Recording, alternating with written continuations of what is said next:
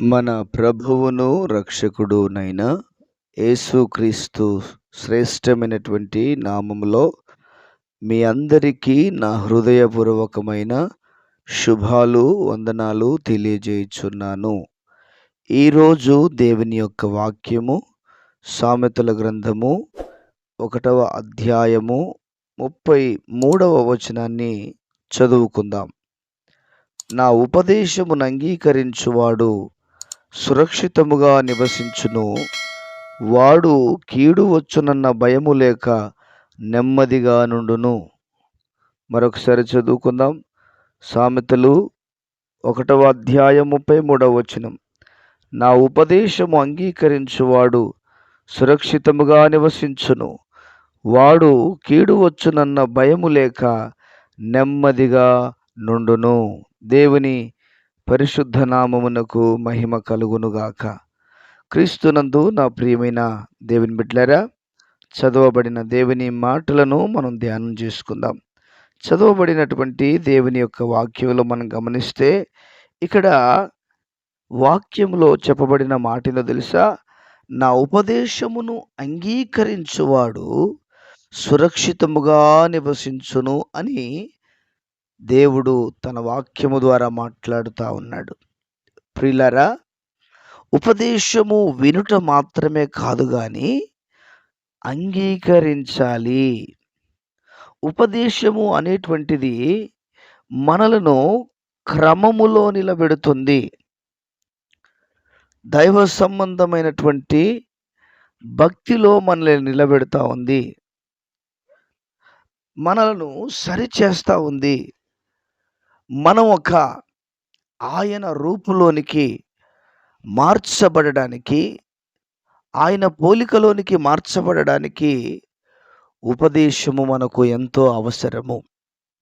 ఉపదేశం అనేటువంటిది సువార్త చెప్పినట్టుగా కాదు కానీ, ఏదో ఆశీర్వాదముల గురించి చెప్పినట్టు కాదు కానీ, మనలో ఉన్నటువంటి లోపాలను ఎత్తిపెడుతూ మన జీవితంలో కలుగుతున్నటువంటి ప్రియమైన దేవుని బిడ్డలారా, మనము ఏ విషయాలలో తప్పిపోతున్నామో, ఏ విషయాలలో లోబడతలేమో, ఉపదేశం అనేటువంటిది మనలను ఎత్తిపట్టేటువంటిది.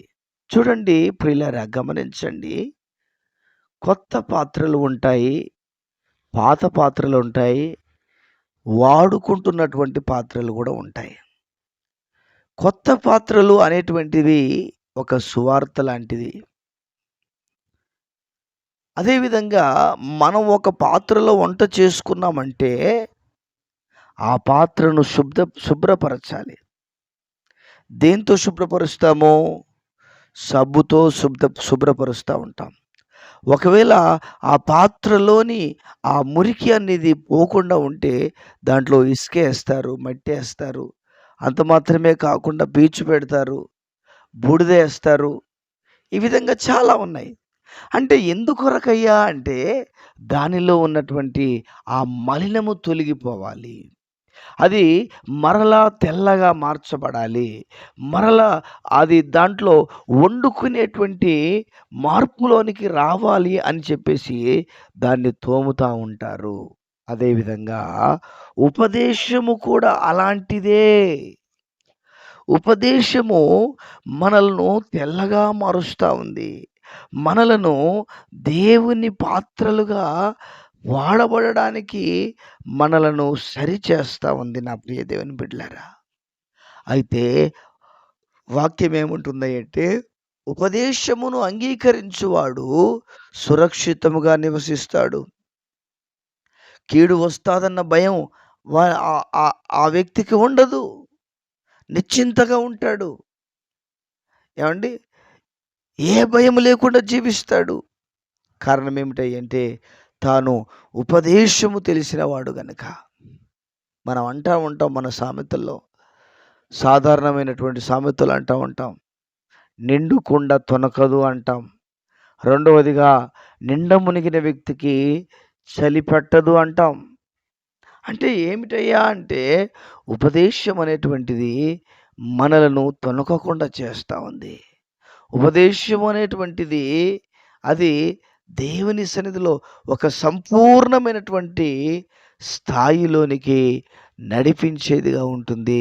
నా ప్రియమైన దేవుని బిడ్డలారా, ఈ రోజున అనేక మంది జీవితాలలో ఆశీర్వాదాల కొరకైనటువంటి ప్రాకులాట, దీవెనల కొరకైనటువంటి ప్రాకులాట, స్వస్థతల కొరకైనటువంటి ప్రాకులాట ప్రజల్లో కనపడుతుంది. కానీ ఉపదేశము కొరకైనటువంటి ప్రాకులాట చాలా తక్కువగా ఉంది.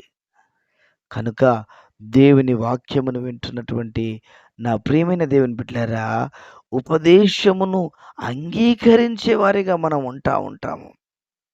చిన్నపిల్లలకు మనం కొన్ని జాగ్రత్తలు చెప్తా ఉంటాం. జాగ్రత్త నాన్న, అటు వెళ్ళినప్పుడు ఇటు వచ్చినప్పుడు కొన్ని జాగ్రత్తలు చెప్తా ఉంటాం.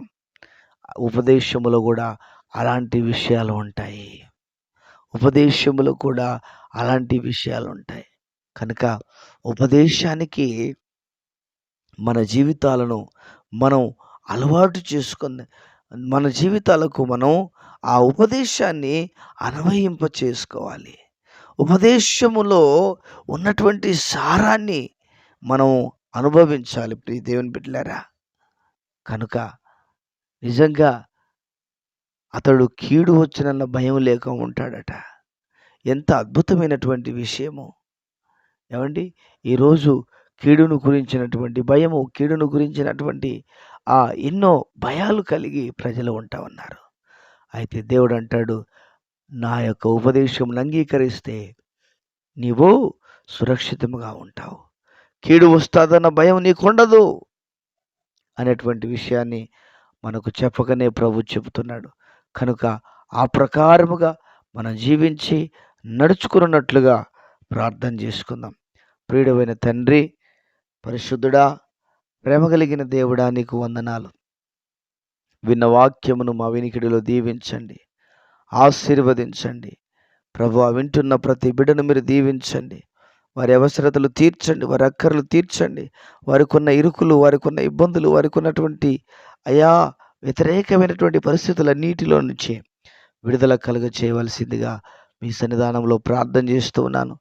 ప్రభువా, ఉపదేశమును అంగీకరించే వారిగా ప్రతి బిడ్డ ఉండినట్లుగా మీరు ఆశీర్వదించవాలి.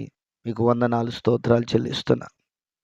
వారి అవసరాలు, వారి అక్కర్లు తీర్చి మహిమ కలిగిన రాకడ కొరకు సిద్ధపరచమని వందనాలు చెల్లిస్తూ యేసు ఉన్నతమైన నామంలో ప్రార్థన చేసి వేడుచున్నాను, ప్రియమైన పరలోకపు తండ్రి. Amen, amen.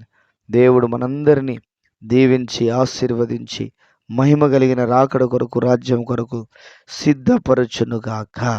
Amen, amen.